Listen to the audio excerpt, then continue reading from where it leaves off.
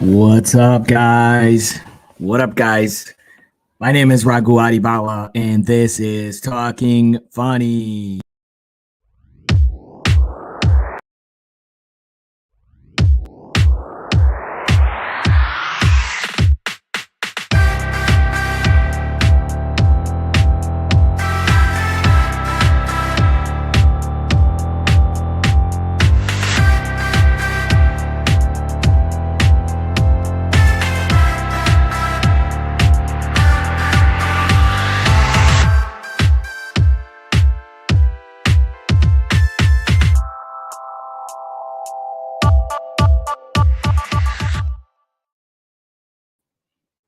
What's up, guys?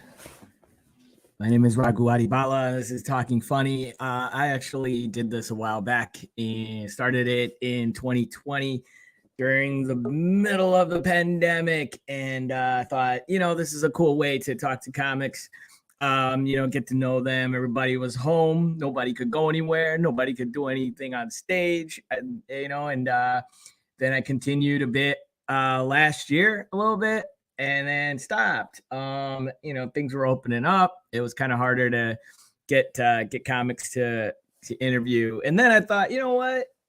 Screw it. I'm just gonna start it back up again. And that's what I'm doing right now. And I've got, a lot of guests in mind for the future.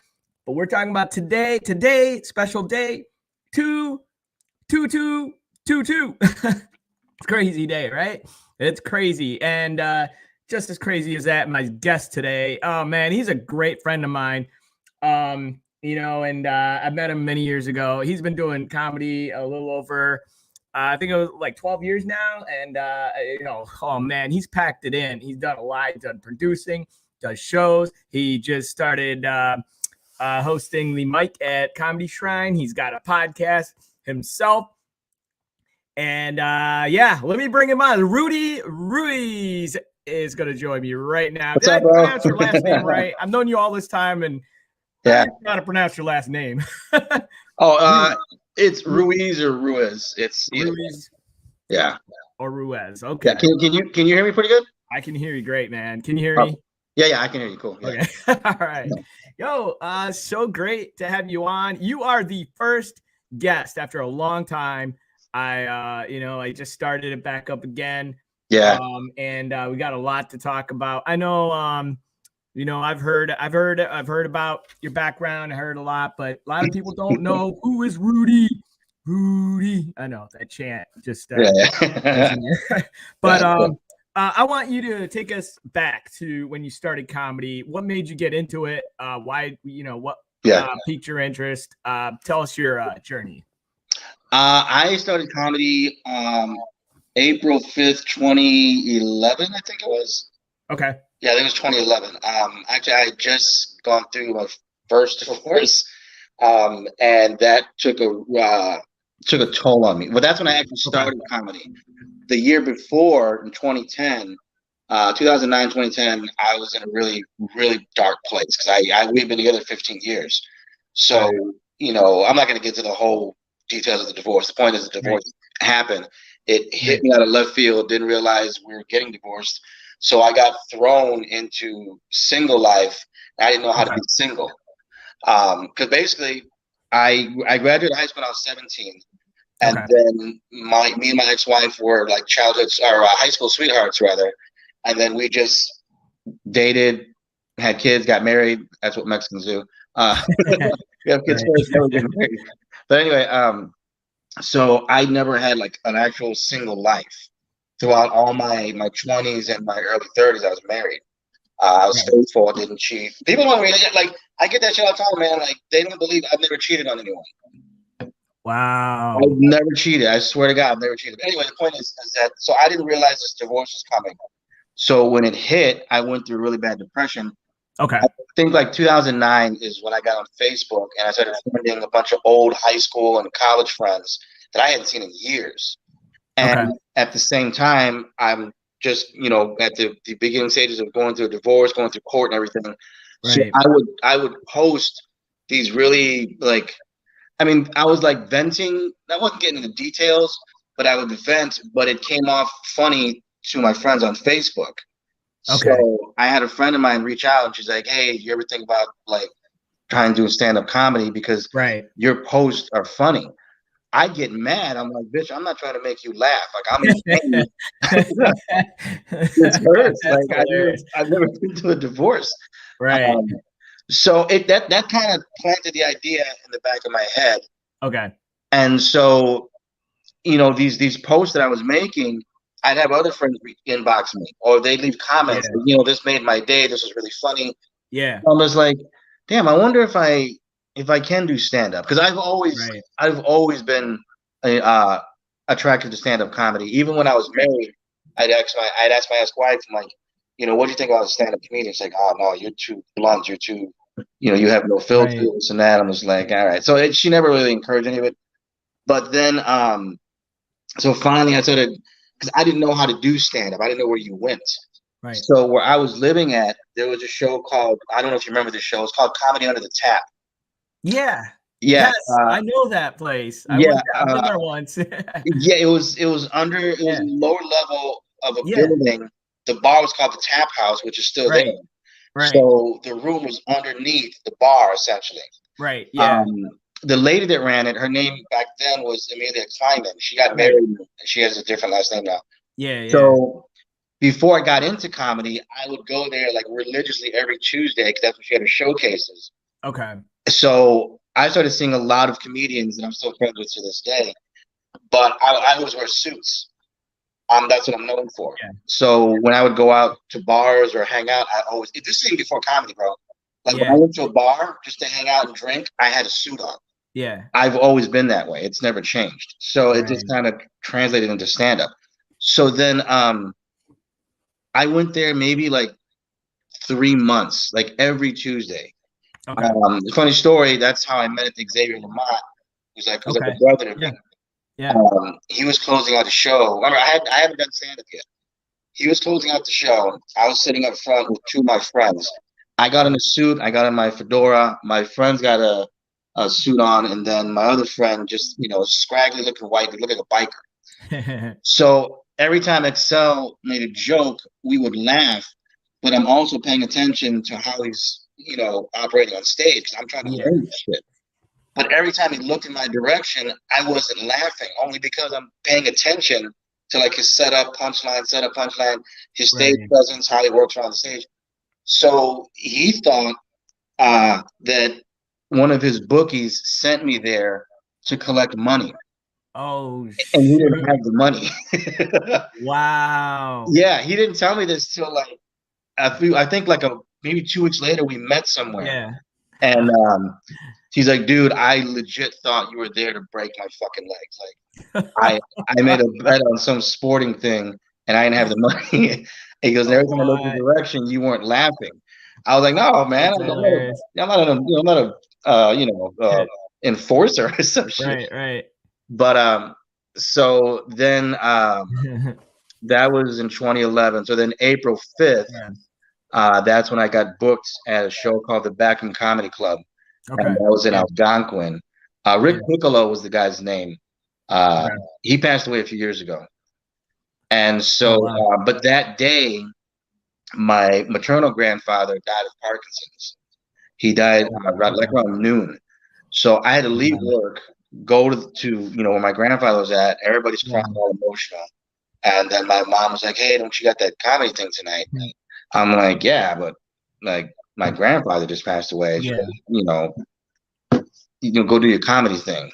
I was like, "Well," which I mean, looking back, is like, where was he gonna go? He's dead. He ain't going nowhere. Like, we got time. So, may he rest in peace.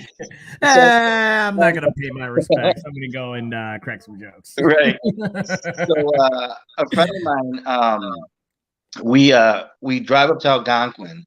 Yeah. And man, that was like where I was living at the time. It was like an hour and 10-minute drive. Oh wow. So we go up there and I'm nervous, man. I got knots in my stomach, not just from I'm about to get on stage, but my grandfather just passed away. And so get there, I do a double shot of tequila, and I think there was like maybe 8-9 people in the crowd. Half of them were the comics that are going to be in the lineup. But the cool thing was it was in the back room, hence the back room comedy club. They had like a makeshift stage on there, but they had lights, they had sound, they had everything on there.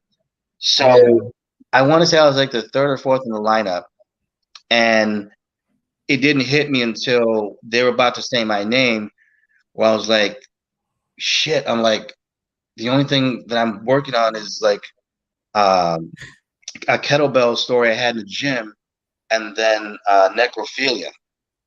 I had a weird ass story about this lady getting impregnated because she mounted a corpse or whatever the fuck. It's an urban legend now. Who knows if it actually happened? But that's what was all over the place, all over the internet. So that's what I had. I'm just like, wait a minute, my grandfather just passed away, and here I am talking about dead people. I'm like, oh my god, like I'm burning out for this. But I know I went up on stage. I don't know, Raghu. It was different. It was like when they said my name and I went up on the stage, even though it was a little back room, they had it was something when the lights hit me, and then I said my really sloppy jokes back then because there was no structure to them, and it was just when that first laugh hit, it felt like really exhilarating. Yeah, like it took me out of that slump I was in, and I was like, oh, okay, this worked, and then I, fumbled through my story or whatever. And just the confidence that it built just in those little 5 minutes, which felt like 5 hours back then. Right. And I did my thing. And then after that, I was hooked. You know what's funny though is that, and there's another thing a lot of people have a hard time believing. The first year and a half I did stand up, I never went to an open mic. I didn't know what those were. Oh, I kept getting booked. I would just go to shows. And then I'm like, okay, I had to absorb all I could. Yeah. So I started friending all these different comics. I'd say they're on this show, they're on that show. I would just go to shows. Yeah. And then they're like, hey, I heard that, you did the Backroom Comedy Club, or I heard that, you were doing the Comedy Under the Tap. We got a show. That's why I met KB with Why So Funny back then. Right. Maurice Shaw and all those guys. So like the first year, I'm like, oh, this is cool. I'm like, okay, I get booked on the show. Right. The first open mic I went to, I bombed. Like, it was when the Comedy Shrine opened at their previous location. Yeah. And they had this open mic marathon to celebrate the opening of the new space, right? Because they had just moved from downtown Naperville to their second location. Not now, but their second location. Yeah. Dude, they must have had like maybe 60 comics on that opening. Dang. But it was all to celebrate the opening of the new space. Yeah. I went up there. I think I talked all of a minute and a half. Nothing worked, bro. And I just walked off stage. Didn't even say, "Hey, that's my time." I just like stage right. Just got the fuck right. And then I was like, "Why didn't that work?" Like the last year I've been doing shows. Everybody's laughing at my shit. Like I'm hilarious. Yeah. What the hell just happened? And then everybody's like, "Man, it's an open mic, bro." I'm like. I go, wait, what's the difference between an open mic and a showcase, like a book show? Like, no? But like, have you been to an open mic? I'm like, nah, what the fuck is that? Like, that's hilarious, man. You found a loophole in comedy. You went straight to the showcase. Yeah, it was hilarious. Weird. You have that question, right? So when people were like, "What? Like, how are you getting booked?" I'm like, I don't know. I just show the fuck up. Hey, you want to do some time? Sure. So then that's when I was told, yeah, you go to these open mics to work out material. I'm like, what do you mean work out material? Like, what the fuck is that? Like, and they're like, no, man, like you go to these mics to work out your new material. And I'm like, oh, that's what this is. You mean you guys actually practice jokes? Like, what's that? I just get booked. Right. I just, you guys work on shit you write down for these? Like, really? Too funny, man. Wow. I don't think I've ever heard that before. Yeah. So, oh my God. And then looking back, I'm kind of on the fence about this decision. I got into producing. Okay. I think I was like maybe 6-7 months in. Yeah. And I started producing my own shows under Charismatic Comedy. I was gonna ask you about that too. Yeah. About that. Yeah. Yeah. It was the first show I did was at a bar called what was this place called? It was in Oswego. It was all the way out in the suburbs. Scoreboards. It was called Scoreboards. Okay. And they had a separate dining area that was its own little for private parties. Okay. So I wrote up a contract and all that stuff because I don't do free shows. So I wrote up a contract. So yeah. So if there's any new producers out there, don't do shows for free. Get the fuck. Don't do that shit. Yeah. Always get compensated. Yeah. And always write up a contract. That's what I did. Wrote up a contract. The contract was for 2 months. The show went. What was it? I think every other Thursday or something like that. Okay. So essentially, it was like 4 or 5 shows or whatever that came out to. So I didn't know what the hell I was doing. I just went and you know, everybody starts, or everybody wants to get stage time. And so I remember I rented all this equipment. I rented this huge ass spotlight, bro. It wasn't even like a regular. It was like those old school 1950s bright like Batman spotlight things. Yeah, yeah. Like the comedians are going blind as hell because it looks like an interrogation light and shit. But it went well, man. I think like the first show I had, I want to say there was like maybe 40, 50 people that came out. Okay. So like my initial like experiences in the stand-up comedy actually went really well. Like the first year, I just got booked on shows. You know, there are indie shows, there were no clubs, but that was good for me, right? And then the first few shows I produced, you know, I had a decent turnout. So I'm like, oh, I got this. Okay. Nah, And that's when you start hitting the ups and downs of, you know, of comedy. But but yeah, I got like, what is it now? 11 years in. Yeah. And I think I've walked away from comedy like 4 or 5 times because it's not the art of comedy, it's the business. Yeah. The business end of it, it gets on your nerves. And, you know, I think after a while, I want to say in 2014, 2015, I had a show at the Madison Street Theater in Oak Park. We did that, I think it was every other Saturday. Okay. Then I had like 4 or 5 people on my production crew. So there was that show. And then Peter Daniel was a friend of mine. Back then it was called Salty Peters. Right. And so he suggested we do a show at this bar down the street. It was called the Piggyback Tavern, which is not there anymore. We did that show every Thursday. Okay. And then like a stupid ass, I went and pitched a show to this venue called Wire in Berlin. Okay. And we went there on Sundays. It was like once a month, like the first Sunday of the month or whatever, the last Sunday, whatever it was. So, dude, I was producing and running like literally 6 to 7 shows a month. Okay. Like it was like it got crazy out of control. Like everybody wanted to fucking kill me because we have 3 different venues. That's on top of I coordinated a like a dinner show package with tickets with 3 different restaurants in that area. Wow. So aside from having a graphic designer design the flyers, actually going on the street and passing out flyers like old school shit. Yeah. Booking comedians, doing the Eventbrite ticket thing, having someone there to take tickets, and then coordinating with the 3 different restaurants with dinner and a show and coordinating. We actually sat down. They created a menu. We had to drop off the tickets. We had to get that all figured out. And that was it was like running a business. Like I could have, if I made enough money, I probably could have left my day job, but it didn't really turn over a huge profit right away. And then I think that kind of burned me out.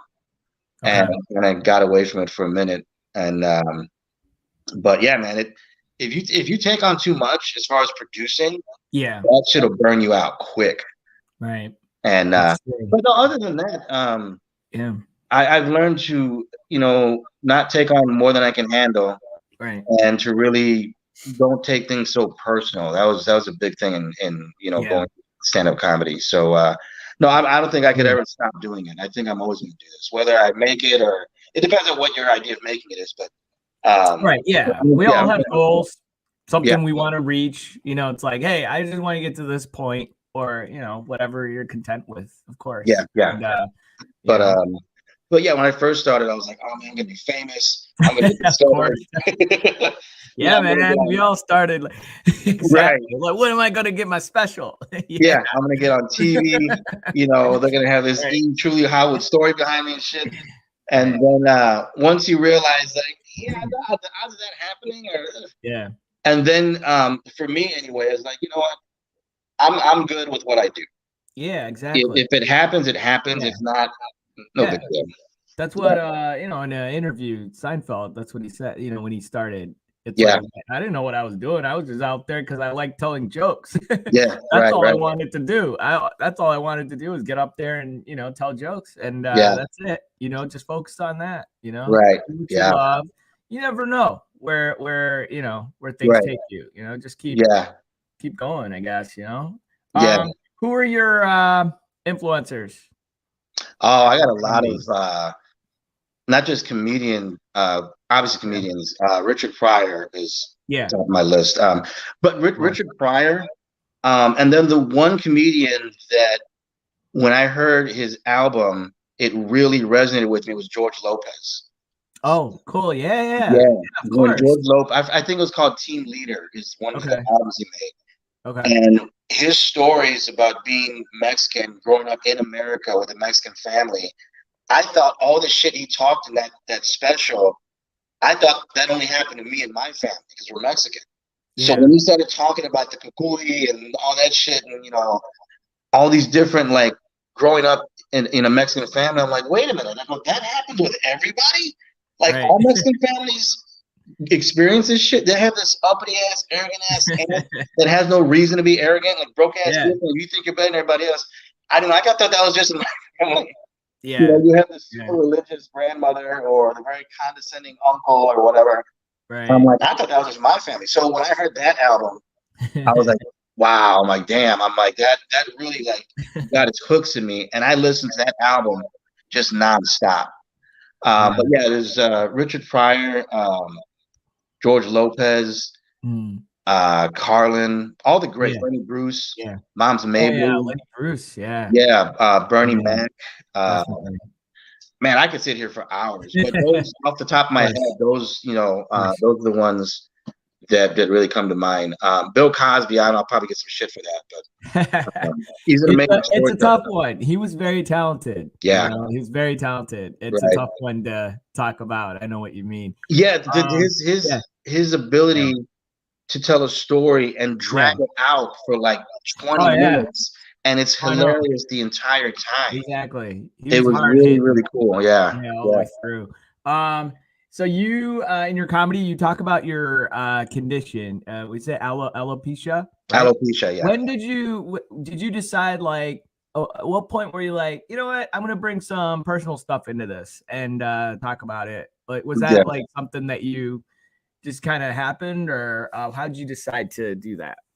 You know what's interesting is that I had Joe Antonacci on my podcast last night. We kind of touched on it, and I got alopecia. For those who don't know what it is, it's an autoimmune disease. Okay. Basically, I have like this X-Man immune system that is on high alert, and it constantly kills off my hair follicles because it misinterprets my hair follicles like it's a cold or a flu. Okay. So it's constantly killing off my hair follicles. So I get sick like once every 3 years. Okay. That's, I guess, a side effect. I guess. I mean, I don't know. I'd rather get sick and have eyebrows and shit. But, so I got bullied as a kid because of it. Because I have no facial hair, right? I'm bald. Yeah. Except for down there. For some reason, they fought through and they made sure I stayed. I had my manhood put together, and so down there it's fine. But like the rest of my body's like smooth, like baby skin and shit. I don't know. But yeah, so I want to say right around 2012 or 2013, I did a joke that I do now. I did it back then, and it worked. Yeah. And people laughed. Yeah. But it made me feel very uncomfortable. Okay. Because I got like flashbacks of kids like bullying me and making fun of me. So even though the joke worked and I ended on that joke, I didn't think it would work, but it did. Yeah. And it was actually at this place called Peanuts in downtown Naperville. Dale Zawada, I don't know if you remember that guy or not. Dale Zawada was running a showcase there, and I ended my set with that joke, and it worked.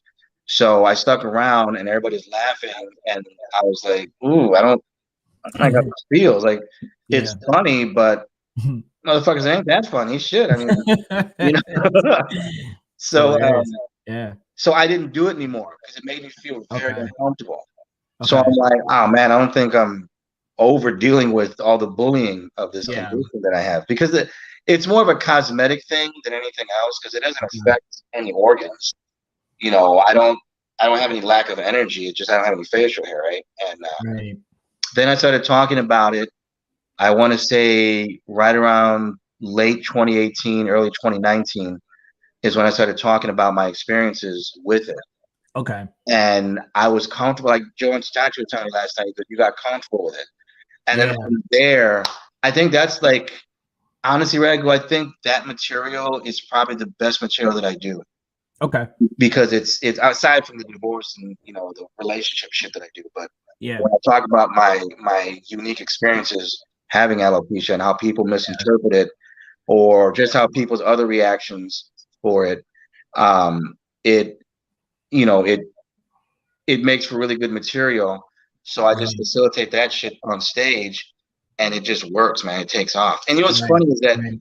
there's been twice, maybe even three times, where there was someone in the audience that actually had alopecia. Oh wow. Okay.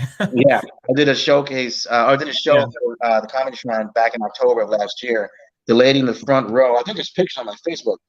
The lady in the front row, I had no idea she had alopecia until Okay. she snatched her wig off. And then I put the wig Oh on shoot. stage. Yeah, I put the wig Right. on Right. stage and I improv some shit. Wow.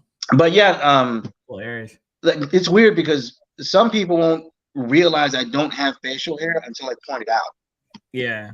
and then other people notice it right away. But Yeah. yeah, like it's not a debilitating like disease. That's why I don't like Right. calling it a disease, because it's Right. not a disease. Right. It's Yeah.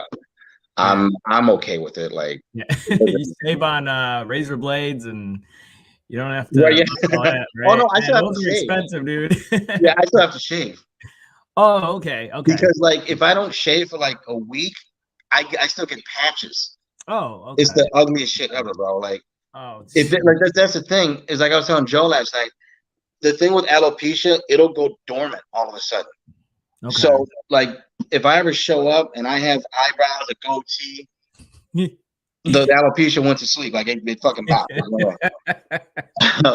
Because that could very well happen. That's actually pretty funny. That Yeah, that could I very like well how happen. you I could show the described fuck up and have your eyebrows like in 2 weeks if it ever like lied dormant. it. But no, it got man.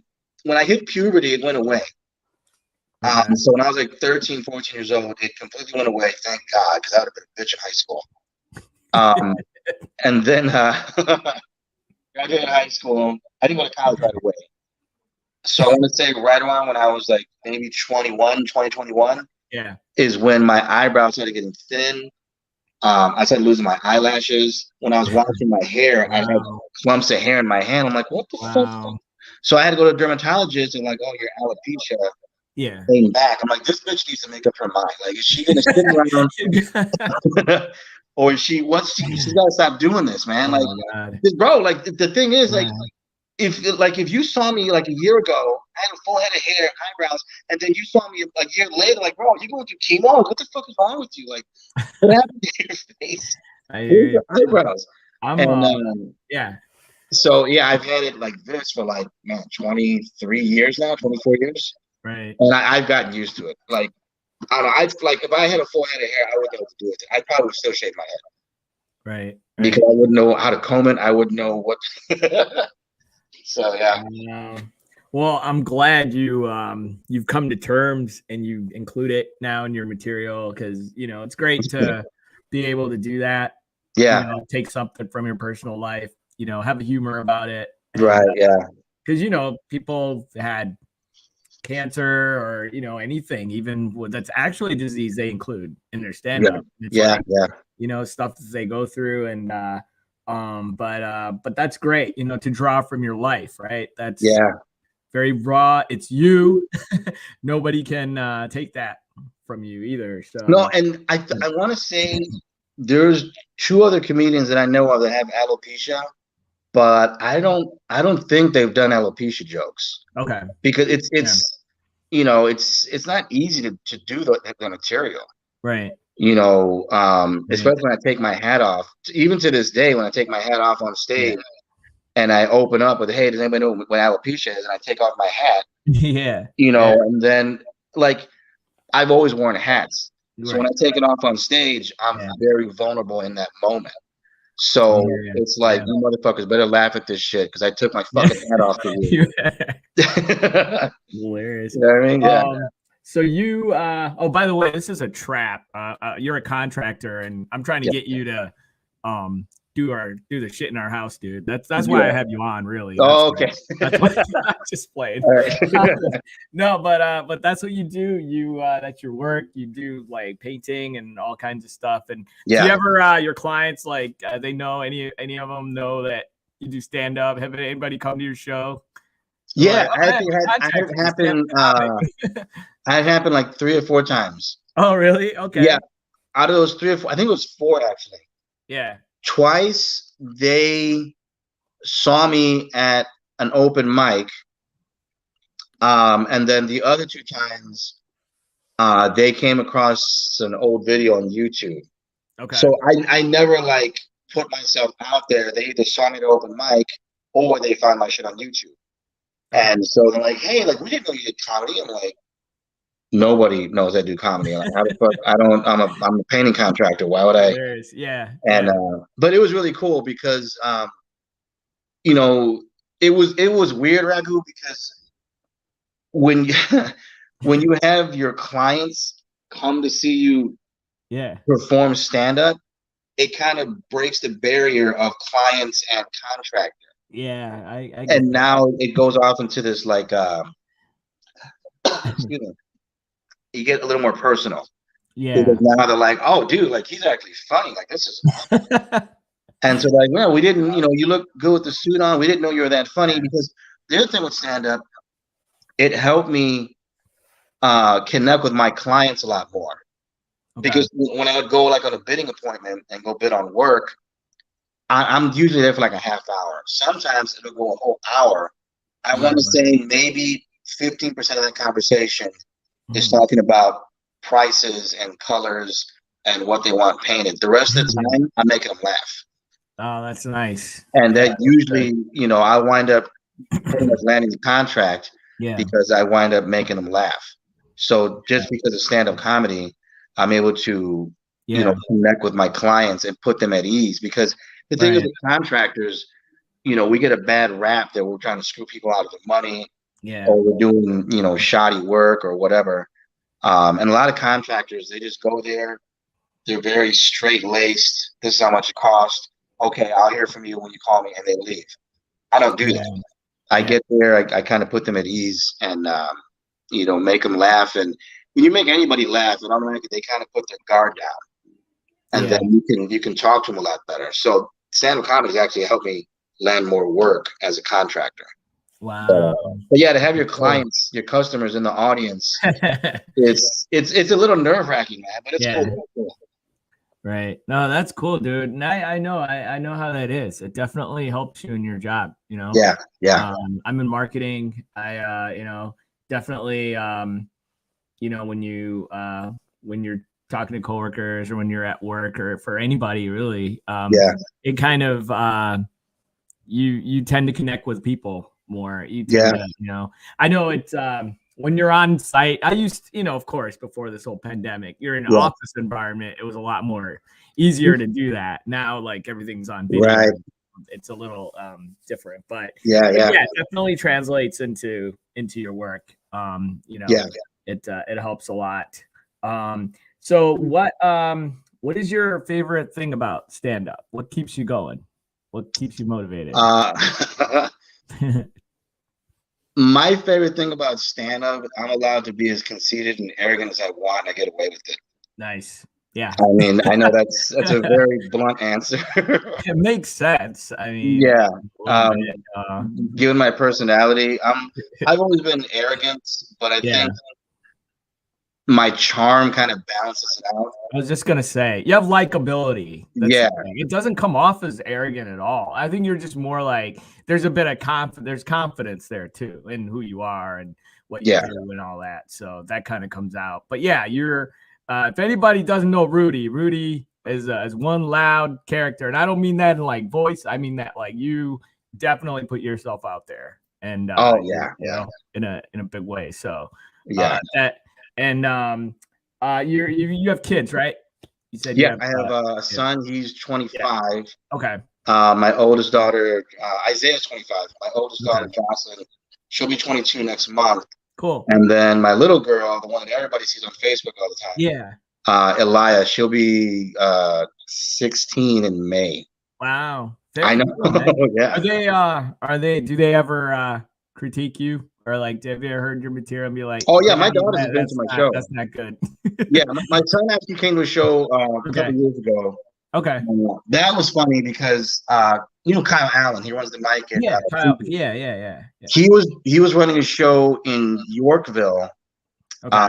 I can't remember the name of the venue. Just a little backstory about me. After my first divorce, I went through like a bad boy phase. Okay. My drinking got really bad. I got into a lot of bad fights. I was in and out of jail like 4 or 5 times. Shit happens. And so I try not to go hang out in that area because I had a bad history with cops out there, right? Okay. So Kyle Allen and some other dude, he's not that important to remember anyway. They poor had guy. show, right. He's listening right now. Hey, wait a minute. Yeah, it was Kyle Allen and that other motherfucker. They ran this show. I wish I could remember the name of the venue, but it was an event venue in a bar, right? And I was booked to close out the show. I want to say I was going to do like 30 minutes or something. Not exactly a headlining set, but I was the last guy in the lineup, right? So I get up there. My son's in the crowd, and my second ex-wife is there, and yeah, I did like it was weird, man, because the host was doing really hard to get the crowd into it. They just weren't getting into it. It was a very stiff crowd. So then the first 2 comics that went up, I've seen. I think Louis Wynn was on there. Louis Wynn was on there. Okay. Good friend of mine. He has really good material, and it's just nobody was getting into it. Okay. Then the other comedian went up, tried really hard. Nobody really laughed at his material. I started getting offended. I'm like, come on, like we all came out here to this podunk fucking town, and you guys aren't even into the show. I want to say there were maybe 20 people in there. They're all hits out in Yorkville. They're all Trump loving, whatever the fuck. Oh wow. And so I get up there. I did maybe 4 or 5 minutes of material. Yeah. And then finally I was like, you know what? Fuck this. I'm not doing jokes. You know what I'm going to do? I'm going to talk about your punk ass police department out here. Dude, I went on. If you ever see Kyle Allen, you can ask him about this story. I went on like a 25-minute rant about the Plano and Yorkville Police Department. Yeah. I didn't know the venue was owned by cops. Oh, shoot. And it was weird because the audience, like, the thing about, like, it doesn't matter as far as your race, your political affiliation. Yeah. If you get in trouble with cops, that's just universal, motherfucker. Like, we're all troublemakers and bad boys. We all have the universal connection. Fuck cops. We don't like cops for whatever reason, right? Even though it's our fault we get in trouble, but we blame the fucking cops. Right. So I just started ripping on the police department. People started laughing, and then I started naming certain police officers that were jagoffs, that are known to be jagoffs. Dude, everybody started just bawling, like just started falling out of their chair, like holy shit, like he knows these guys. And so my son is there and just cracking up, and like he's looking at me like, what the fuck, like bro, like you're actually saying this.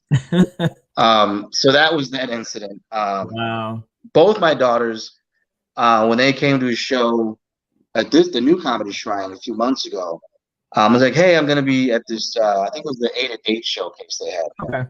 And I was like, hey, I'm going to do a show. You guys want to come through? And they're like, yeah, that's cool. And then my youngest daughter was like, can I come too? I'm like, yeah, you're 15. I'm like, come on through.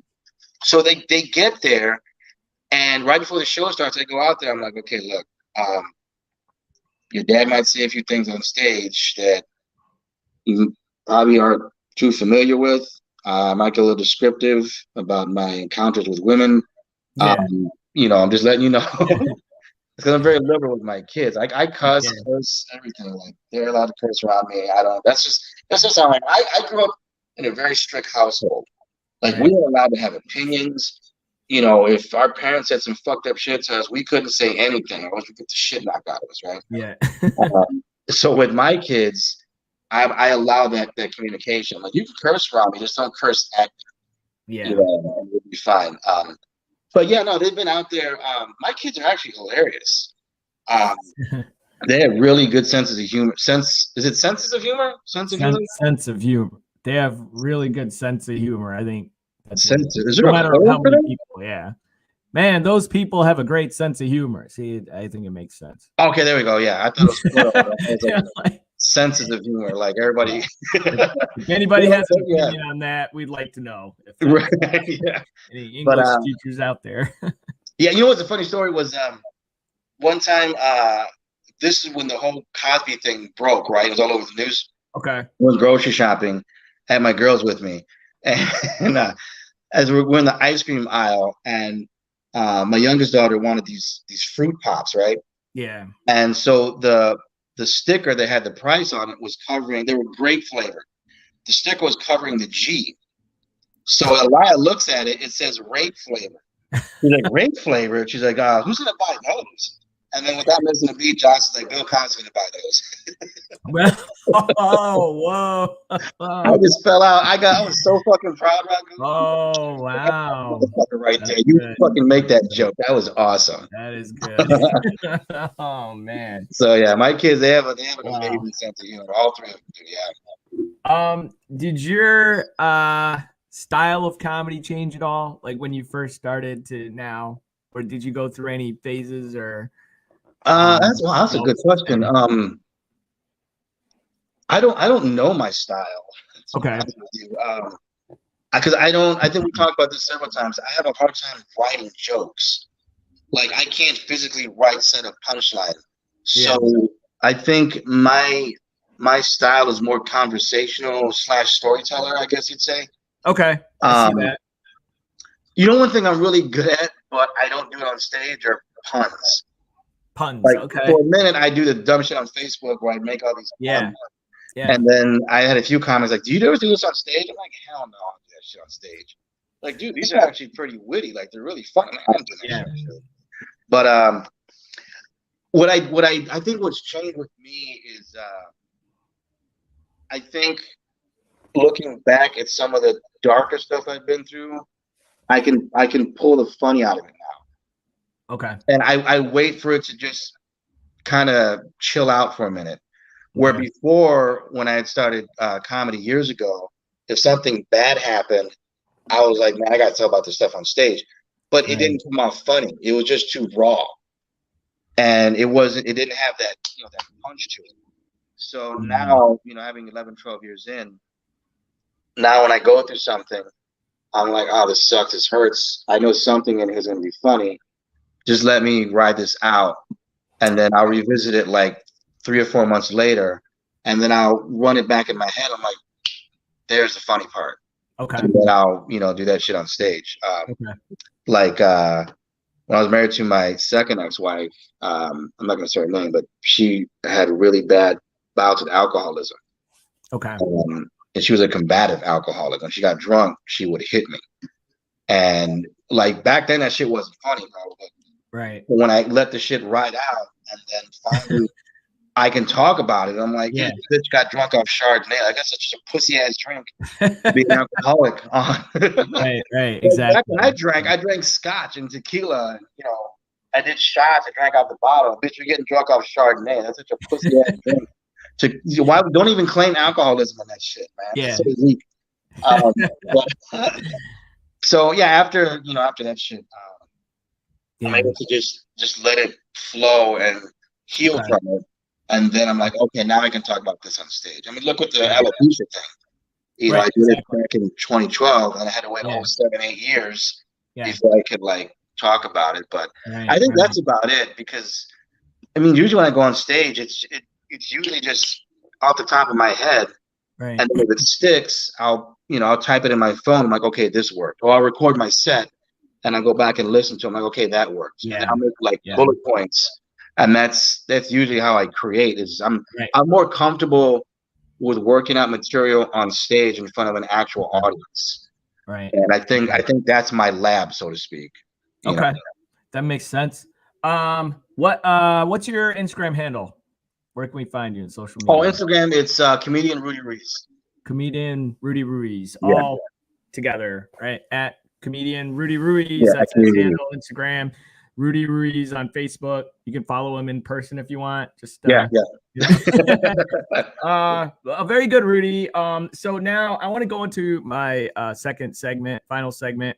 Sure. Where I just asked you some crazy ass questions, and I just want to see what you're gonna answer off the top of your head. It's called Ragu's Hot Sauce Seat. I'm so excited to be doing this podcast again because this is like another fun part that I add to this. So, and I've heard a lot of crazy ass answers, so you can't surprise me, or maybe you can. I don't know. You say some crazy shit sometimes. So okay, cool. You probably all right. You ready? Yes, sir. All right. Okay, here we go. Right off the top. What items, let's say you're at a Walgreens or I don't know, somewhere. What items would you buy to make the cashier really uncomfortable? Condoms and ranch dressing. Why is it always condom? Like everybody always says condom. I guess, and ranch. Did you say ranch dressing? Yeah, condoms and ranch dressing. Oh, Jesus. All right, one more item, dude. 3. What else? 3. Condoms, ranch dressing, and socks. Actually, it didn't have to be. I just noticed. I didn't but I'm glad you had his socks there. That's great. I have no idea what. Yeah. All right. I like it. All right. Here we go. Number 2. Which comedian, dead or alive, would you like to actually sit down and have a conversation with? Ooh, Dick Gregory. Hey, that's cool. Nice. Yeah, I would love to have a conversation with him. I was so brokenhearted when he passed away because that's one of the comedians I would love to have met. Yeah, but I would have really loved to sat down and talk to him. Yeah, cool. I like it. All right, here we go. If you had a superpower between invisibility or flying, which would you rather have? Oh wow. Probably invisibility because I could rob banks. You rob banks. Yeah. The money's not going to be invisible. Like they're going to see that. Like I know that'd be so cool. Right? And the money just floating out. They'd just be too shocked. Like, oh my, what? Right. I see that. That's cool. I like that. All right, you're on a raft. You are on a raft with a nun, a baby, and an old man. But there's only room for 3 of you. So one of them's getting pushed off. And they're not going to make it, by the way. Like a lot of people have said, oh, they could swim to shore. But no, that's not going to happen. So. And what it's a nun, a baby, and an old man. You got to push one of them off. Like they just got to go. I'm pushing the nun off. She knows where she's going. Yeah, I'm pushing the nun off. Like you're good. You're going to heaven. You'll be fine. Oh, there you go. That's nice. Speed up the process a little bit. Yeah. I don't know if you're going to heaven, but I know the nun is going to heaven. Oh yeah, the nun's going to heaven. You know where you're headed. Right.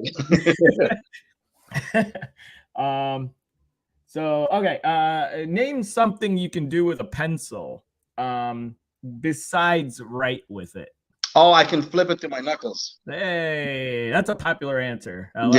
To do that. I used to do that. Then you can stab somebody in the eye with it. That's the other common answer. Right, yeah. You'll be surprised how many people say stab. And I believe it. I've been stabbed before, so. That's a lot of sharp pencils, man. You gotta lay off with a sharpener after it. Right. It have to be that sharp. Like, do people realize like it doesn't have to be like knife sharp? Oh no, yeah. No, it doesn't have to be that. It's just enough to break the skin. I was talking about the sharpness, not the stabbing. Right. I love it. Oh man. Oh, that's great. Okay, here we go. If there was a movie made about you, who would you want playing you? Oh wow. I never thought about that shit. There was a movie made about me. Who would play me?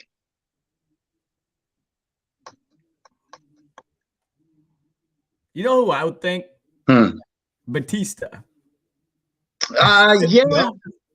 I think I think he'd pull it off. I'm not that Yeah, tall, but I think I he'd don't pull it off. He'd have to lose a lot of weight. But yeah. What do you think? I think he'd pull it off. I was Oh, gonna who say are you Tom gonna say? Holland, but Tom Holland. yeah, just Tom shave him, Holland. shave him, take his eyebrows off. Yeah. I think he'd pull it off. He looks like he's 12, man. He does, yeah. He like, You know what's funny is that for the longest time I really didn't think I looked like any like celebrity or anything.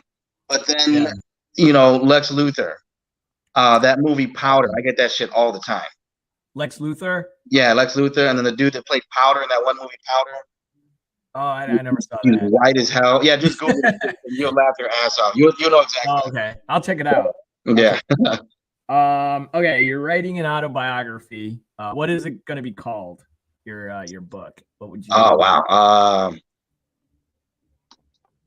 An Alcoholic Morning. Hey, I like that. Very poetic. Yeah. Mouring. Morning. Oh, that kind of morning. Yeah, not a morning like morning. Oh, like well, morning. now I don't. Now it's not so poetic. Now it's an alcoholic morning, like I'm mourning the alcoholism I went through. I missed that shit, bro. Man, that turned dark real fast. That's what I'm saying. Like, well, you know what was supposed to happen? Me and KB were supposed to produce a one-man show based on that. Oh, okay. But then the pandemic fucking hit. Okay. But yeah, that's what it'd be called, an alcoholic morning. All right. When quarantine was going on, like when you couldn't leave your house, what was your favorite activity? Like what all did you do?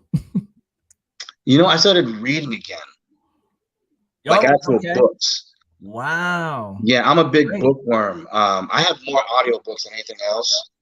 But I actually started buying like actual physical books and reading books. So I got I regained an affinity for reading like paperback and hardcover books again.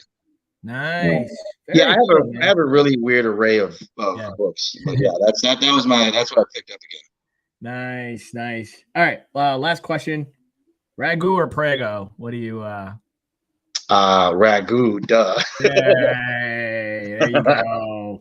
Awesome, dude. I was gonna ask you some, and I just remembered when we were talking about when I brought up the quarantine thing. I just wanted your opinion or what you when the quarantine happened, pandemic. What was your experience in getting into? Like, what did you prepare for? Like, what did? Bro, I thought we were gonna have like a fucking apocalypse and shit. Like it started to get because it wasn't just the pandemic; everything was popping off, man. Yeah.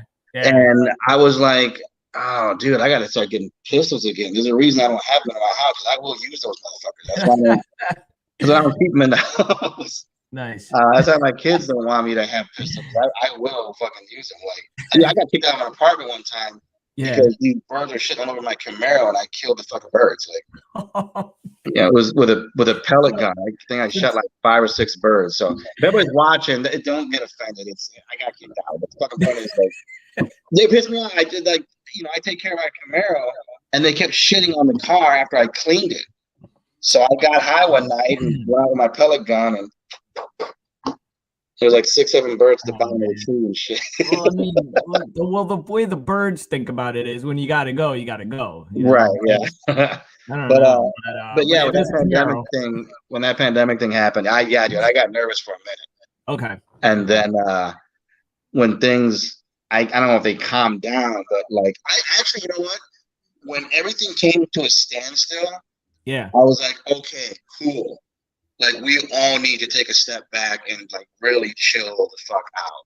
Yeah. And I preferred that because I don't think you knew this about me. I don't like big crowds. Okay. Like if I'm on stage, I'm good because they're out there. Yeah. But like if I go in a mall and there's tons of people, I will literally have a panic attack. I need to get the fuck out of the mall. You must have loved this pandemic then. When it was a lockdown happened. fucking adored it, man. The Like, traffic was so much God, I fucking don't have to easier. go anymore. You went to the grocery store, nobody was Yeah. around you. Nobody was around. Exactly. Right. Oh my God. So did you? So you didn't do any Zoom shows or anything? Did you do any virtual shows? No, I didn't do any Zoom shows. Okay. What I did do, Peter Daniels got that sketch, the what the fuck is that called? Upside of Down, I think it's called. Okay. Peter, you're watching this. I fucked up your thing, but No, I think it's called The Upside of Down. But I did some voiceover work for some sketches he's going to be releasing. I did one Zoom show and I didn't like it. I got to have a physical audience in front of me. But no, yeah, I did during the pandemic though. What I did do a lot of, I started reading like the backstory of famous comedians. Okay.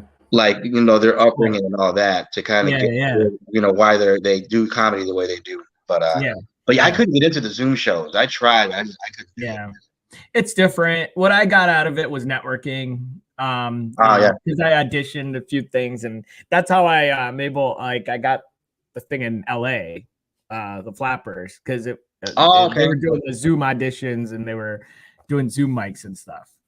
So, Cool. Yeah, they were actually, you know, that club. It was actually pretty cool the way they did their, you know, the whole Zoom thing. It was really helpful to comics and all. But yeah, I think that's the one thing I got out of it was networking and meeting other comics. And yeah, it was tough. It was tough to do material. I bet. Yeah, you know? And, but I mean, I was like, I just want to do it.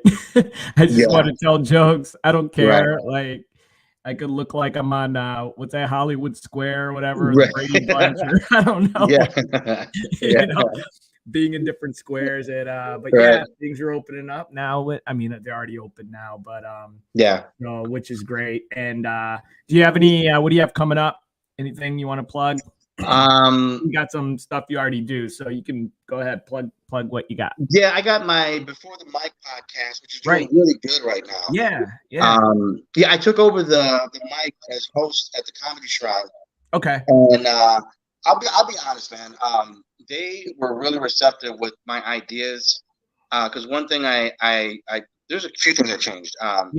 I came up with, they're called shotgun spots. Okay. It's called the Shrine Shotgun Round, but what it is, it's spaced out like every 5 spots. There's a shotgun spot, and this is during the open mic. So if they sign up for it, as soon as they get on stage, they're given a topic and they have to riff on that for like 4 or 5 minutes. Awesome. I didn't know how they would take it, but man, like I think we've had it for 2-3 weeks now. I just started the mic like 2-3 weeks ago. Yeah. And like this past Monday, last night actually, even though we had 5 spots specifically for the shotgun round, I had like 3 comedians during the mic come over like, hey, can you just turn my spot into a shotgun round? Oh, wow. I'm like, oh, you want to do this? Like, yeah. Because, you know, it helps them. As a host, I just don't want to run a mic where people just come up, talk their shit, and leave. I actually want to help them become better. Yeah. So the part of the shotgun round is to work on their comedic wit and their creative speed. Like, how fast can they riff on this topic? So Dave Sinker loves that idea. He's allowing me to keep it in the mic, which is really cool. And then I pitched the Before the Mic podcast to Fox, and then he pitched it to Dave Sinker and all them. They're like, yeah, we love that. So we do the podcast at like 7 p.m. We go into one of the green rooms, and it's like 25, 30 minutes. You and Hannah Belmont were on the first episode. Yeah. Then I had Bianca Roman and Katie Phillipson on the second episode, and then Joe Sinatra was on the third episode. Right. And dude, it's getting like really good reviews. Like, everybody's inboxing me. Like, all of February's booked, all of March's booked guests already. Dang, that's awesome, I didn't think it was gonna take off, but they like the content, loves the idea of interviewing comedians before they go up on stage. That's great. And that the concept, like, it took off, and I was like, man, I didn't really think I was gonna get you know, nobody was gonna give a shit about this thing, but everybody started signing up for it. So yeah, I'm at the Comedy Shrine every Monday night hosting, and then on the off chance someone books me, I have a show come up. Yeah, I don't know what to about. You have any shows coming up? Nothing yet. No. Nothing yet. It will be. There will be. Yeah. Watch out for Rudy when he's Yeah. on a show. Go see him. He's funny. Rudy, thank you so Thank much you. for being on. This was a lot of fun. I Yeah, learned absolutely, a lot about man. you that I didn't know before, and I think Yeah. a lot of people learned about you. And watch out for Rudy Yeah. Ruiz. Thanks a lot, And, Raju. I appreciate it, bro. Yeah, you're welcome, man. You take care. You have a good All right, night. bro. Take care. Bye. Bye-bye. Hey guys, that was Rudy Ruiz. Oh man, what a great guy. Great background. He's been doing comedy a long time. And well, I'm gonna keep this going. Next week, we got Hannah Belmont, March 3rd, very young comic. She has been appearing everywhere, a lot of shows. So she is my guest next Thursday. And all right, man. So that's it for today. My name is Raghu Adibala, and you've been listening to Talking Funny.